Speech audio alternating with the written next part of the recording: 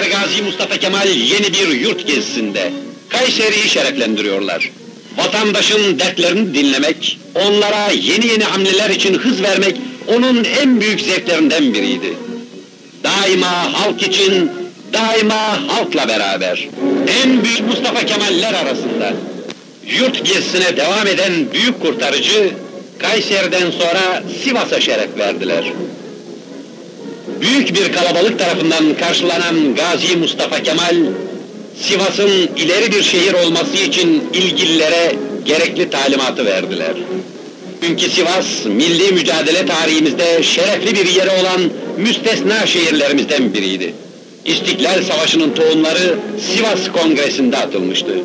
Gazi Mustafa Kemal, Sivas'ı tekrar gezerlerken o günlerin heyecanını yaşar gibiydi. Gazi Mustafa Kemal Hazretleri, Sivas'tan sonra köylerde dolaştılar. 1919 senesinde, dağ başını duman almış marşını söyleye söyleye, vatanı kurtarmak için çareler aradığı bu vatan köşesinde, şimdi de buraları kalkındırmak için dolaşıyordu. Herkesi dinlemek, dertlerin neler olduğunu öğrenmek, ondan sonra da dertlere derman olmak onun gayesiydi. İşte Sivas köylerinde, memleketin efendisi köylünün dertlerini dinliyorlar. Her şeyde, her konuda olduğu gibi köy ve köycülük konusunda da söyleyecekleri vardı onun. Türkiye ileri bir ziraat memleketi olacak diyordu.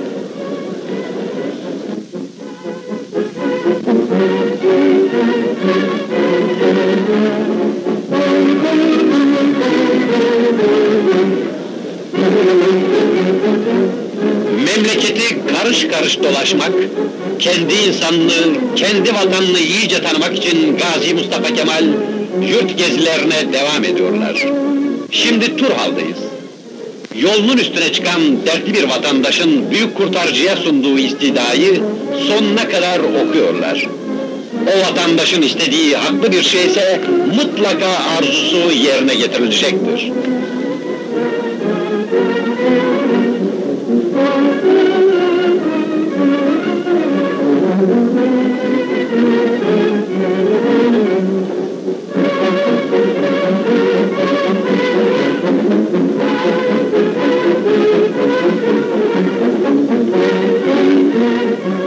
Gazi Mustafa Kemal, halkla sohbeti nerede olursa olsun kabul ederlerdi. İşte istasyonda trenin hareketini beklerlerken, kendilerini uğurlamaya gelen vatandaşlarla sohbet ediyorlar.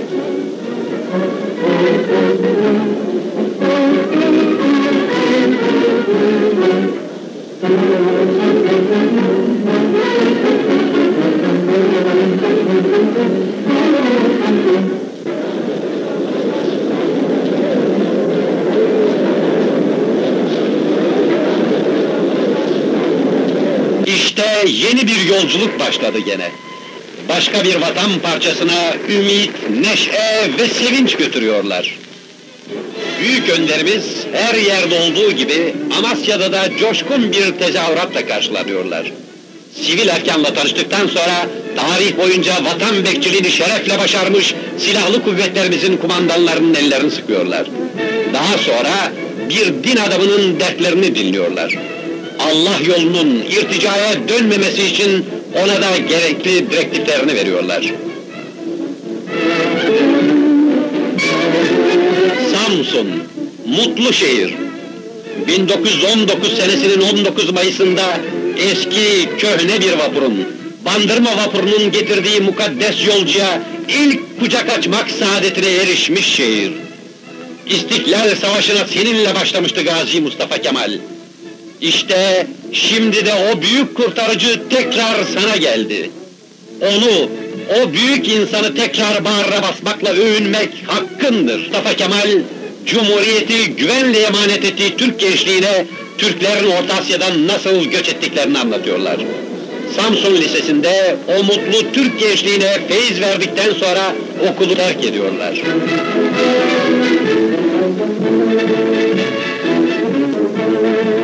Hattı müdafaa yoktur, sathı müdafaa vardır.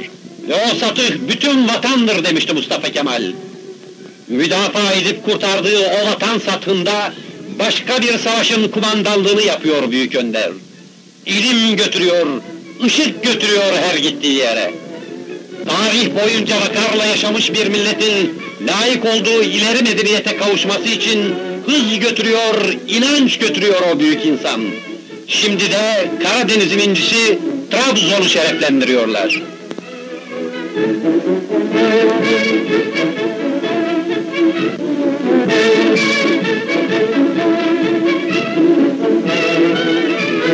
Onu görmek, onu görebilmek her Türk için bir saadetti.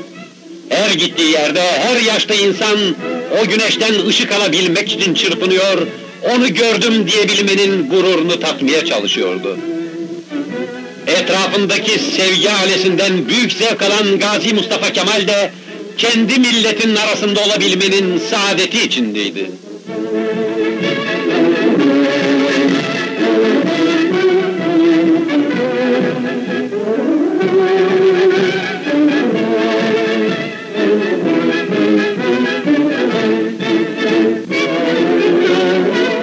Trabzon'a gelişleri, Trabzonluları mutlulukla doldurmuştu.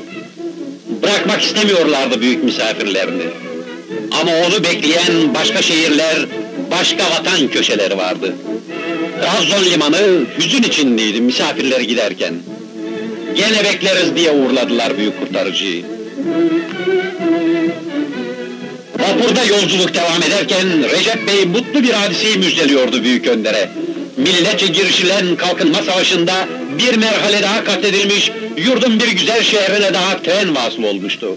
Malatya'ya varan demiryolunun sefere açıldığının haberiydi bu. Bu yetmez diyordu Mustafa Kemal. Yurdun her köşesi demir ağlarla örülmeli. Vatan semalarına doğru fabrika bacaları yükselmeli. Daha çok, daha hızlı, daha bilgili çalışmalı. Muhtaç olduğun kuvvet damarlarındaki asil kanda mevcuttur. Gazi Mustafa Kemal